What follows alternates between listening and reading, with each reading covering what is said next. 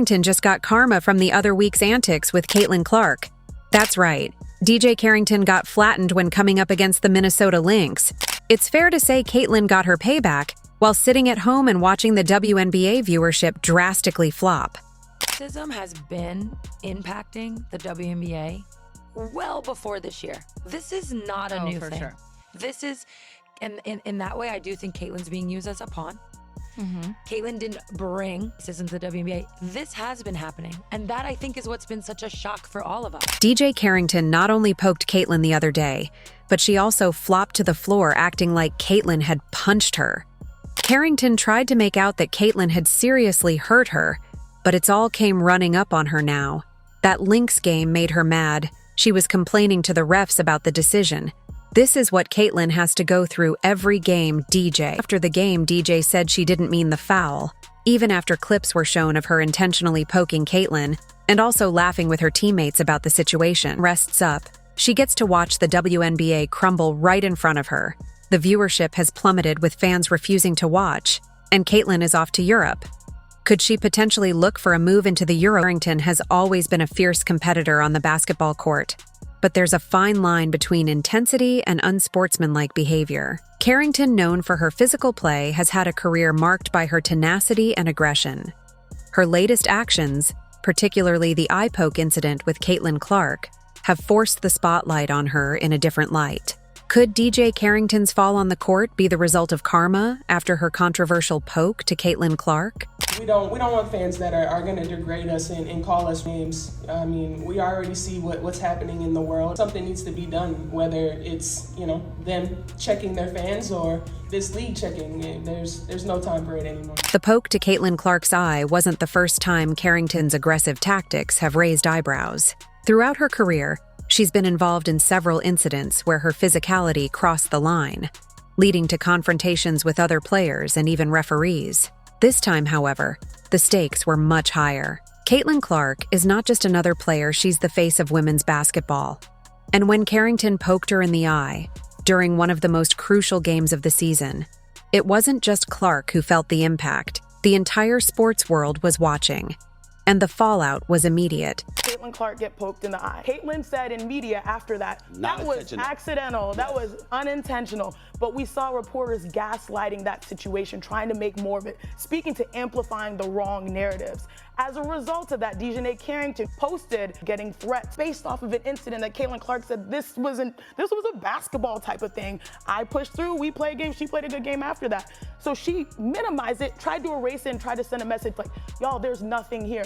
That was one incident. Caitlin Clark is not just a basketball player, she's a phenomenon.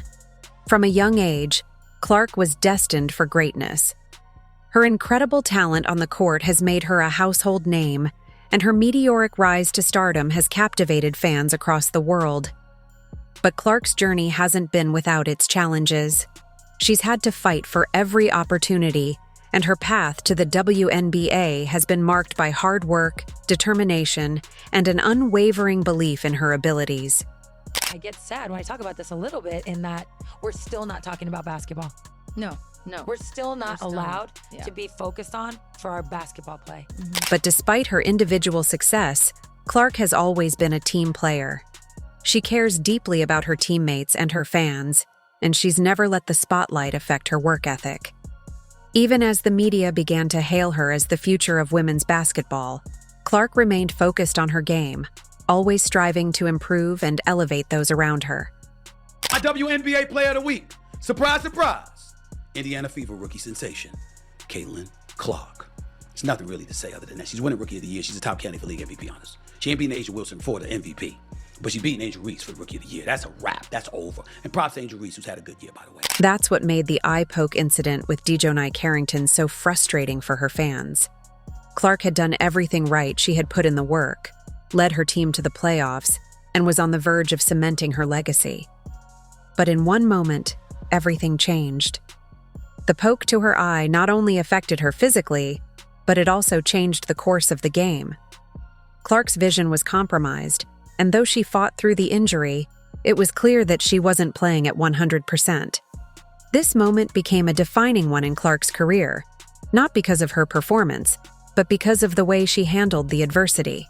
Even after the game, when the controversy surrounding the eye poke exploded, Clark refused to play the victim. She didn't lash out at Carrington or blame her for the loss. Instead, she focused on recovery and getting back on the court, showing once again why she's a true leader and a role model for young athletes everywhere. Yeah, obviously got me pretty good in the eye. I don't think it affected me. Honestly, I felt like I got good shots. They just didn't go down, and obviously a tough time for that to happen. I got some really good looks. I felt I had three wide open threes in the first half that like you usually make. So that's tough, but I felt like I battled and tried my best. Took care of the ball better than I She had worked tirelessly to get her team to the playoffs, only to have her season derailed by an avoidable injury. But beyond the physical pain, there's the emotional weight of feeling like you've let your team down.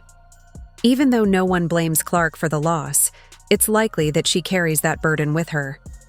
Athletes at Clark's level are their own harshest critics, and the pressure to perform at an elite level, even when injured, is immense. The Caitlin Clark and DiJonai Carrington incident has exposed some of the larger issues facing the WNBA as a whole.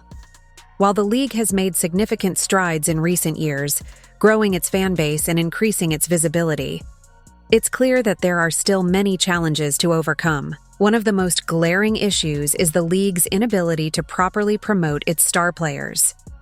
Caitlin Clark is a once-in-a-generation talent, and yet the WNBA has failed to fully capitalize on her star power. Despite her incredible performances on the court, the league hasn't done enough to market her to a broader audience. This isn't just a missed opportunity for the league, it's a missed opportunity for the sport as a whole. I would have loved to have been valued as a basketball player. I would have been loved to have been spoken about just for my play. I think everybody in the league can say that, but nobody ever let us do that. So what happened? We started to build a backbone. The WNBA has long struggled to gain the same level of attention and respect as its male counterpart, the NBA. Part of this is due to the structural challenges the league faces, including lower salaries, smaller marketing budgets, and less media coverage. But another part of it is the league's own failure to fully embrace its biggest stars. Players like Caitlin Clark should be front and center in every WNBA marketing campaign, yet she remains somewhat under the radar, especially compared to her peers in the NBA. Caitlin Clark's Nike deal might be the worst endorsement deal in the history of professional sports. You guys remember this billboard that was put up in Iowa? Well, that's one of the last times that Nike has done anything for Caitlin Clark. They promoted her more in college than they have at all the entirety of the WNBA season. She signed an 8-year, $28 million deal with Nike that also included her own signature shoe, which honestly, looking at it now, $28 million for 8 years is an absolute steal for this superstar, when a player like Wemby's Nike deal was rumored to be over $100 million. This lack of promotion not only affects individual players, but the league as a whole. Without stars like Clark driving viewership, the WNBA struggles to maintain its momentum. The recent dip in viewership following Clark's exit from the playoffs is a prime example of this.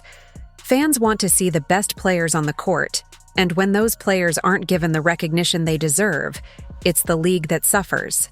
Not only had an incredible rookie season, but she has also transformed the WNBA. She became the face of the league as a rookie. She was #1 in jersey sales, and all of her collaborations with Wilson sold out in minutes. So why is Nike sleeping on Caitlin? It was reported that Nike wants to prioritize A'ja Wilson, and it fears the optics of giving a rookie a signature shoe before an already established star who just won league MVP for the third. As the WNBA continues to navigate these challenges, the possibility of Caitlin Clark moving to Europe looms large. The EuroLeague has long been seen as an attractive option for top basketball talent, offering higher salaries, better treatment, and more visibility for its players. For someone like Clark, who has already proven herself on the WNBA stage, a move to Europe could provide new opportunities to grow her career while also earning more money. The EuroLeague is no stranger to hosting some of the biggest names in basketball. Many top WNBA players have made the move overseas at some point in their careers, either to escape the financial limitations of the WNBA or to gain more recognition on the global stage. In Europe, women's basketball enjoys a larger following, and players are often treated with the same level of respect and admiration as their male counterparts.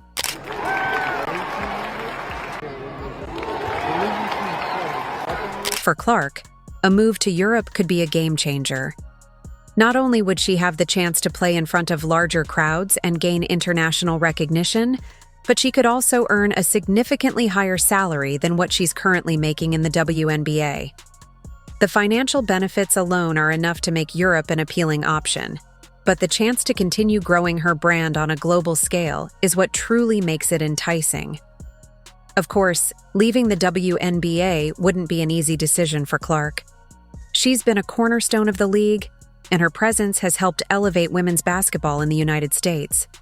But if the WNBA continues to underappreciate and underpromote her, it's not hard to imagine Clark exploring other options. The WNBA would be wise to take note of this possibility and do everything in its power to keep Clark in the league.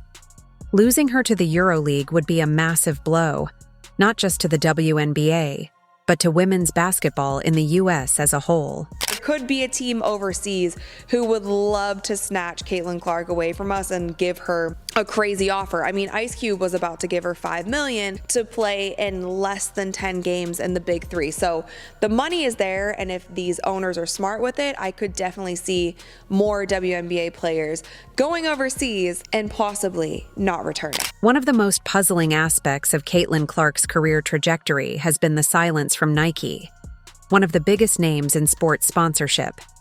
Despite Clark's undeniable talent and star power, Nike has been surprisingly quiet when it comes to promoting her. In recent months, Nike hasn't featured Clark in any major campaigns, nor have they given her the same level of attention they've given to other players. She's got one of the hottest selling jerseys in sports, y'all, according to Fanatics, led by the one and only Michael Rubin. Clark's Indiana Fever jersey is apparently sold out in all sizes. It was rumored that she actually outsold Dallas Cowboy jerseys. This silence has led to growing frustration among Clark's fans, who feel that Nike is missing out on a huge opportunity to promote one of the brightest stars in women's basketball. Meanwhile, Adidas, one of Nike's biggest competitors, has seized the opportunity to show support for Clark. Adidas recently posted a tweet praising Clark's performances, and the gesture didn't go unnoticed by fans. So let me get this straight. Nike signed Caitlin Clark to a big deal, but haven't posted a congratulations post for winning Rookie of the Year. WNBA haven't posted the Rookie of the Year winner either. But the Adidas ambassador did a whole post congratulating CC on her accomplishments. The lack of recognition for women's basketball players. While male athletes are often given multi-million-dollar endorsement deals and constant media attention, women's players like Clark are still fighting for their share of the spotlight. This disparity is even more glaring when you consider just how popular Clark is among fans. She's not just a great player, she's a cultural icon, and yet, the corporate world has been slow to fully embrace her. Nike's decision to focus its attention on other players, like A'ja Wilson, while ignoring Clark, has sparked a lot of debate. While Wilson is undeniably a superstar in her own right, many fans feel that Clark deserves the same level of recognition. The fact that Adidas has stepped up to show support for Clark only makes Nike's silence more baffling. And then you had some jealousy, not by most, not by all, but there were some people within the WNBA, players, pundits, etc., that were trying to tear her down. And so how y'all look now? See, I love how everybody trying to change the argument. My man Shannon Sharp went off about it this morning, how there were so many people getting at people like him, getting at people like me and others, trying to change the freaking narrative. When people were trying to knock her down, they were trying to bring credibility to the argument. They weren't jealous. The WNBA needs to do a better job of promoting its star players. Caitlin Clark should be the face of the league, and yet, she remains somewhat under the radar. The league's marketing efforts need to be more focused on elevating players like Clark, who have the potential to bring in new fans and grow the sport. If the league wants to keep its top talent, it needs to offer competitive salaries that can rival those of the EuroLeague. Players like Clark shouldn't have to choose between playing in the WNBA and making a living wage in terms of her WNBA contract. Finally, the league needs to do more to protect its players. Incidents like the eye poke with DiJonai Carrington can't be allowed to happen without consequence. The WNBA needs to take a stronger stance on player safety and sportsmanship, ensuring that incidents like this are dealt with swiftly and fairly. As we look to the future, it's clear that the WNBA's success depends on players like Caitlin Clark. She's a once-in-a-generation talent, and the league can't afford to lose her. But if the WNBA wants to keep players like Clark, it needs to make some serious changes. Fever Game on Ion still averaged 1.26 million viewers, which is so impressive. Caitlin Clark's break from the WNBA could be a turning point for the league. It's a chance for the WNBA to reflect on what it's doing right and what it needs to improve. We are all going to miss you, Caitlin Clark, and can't wait to see you back soon. Let's hope the league treats you better next year. If you enjoyed, leave a like and subscribe. More videos are on screen now.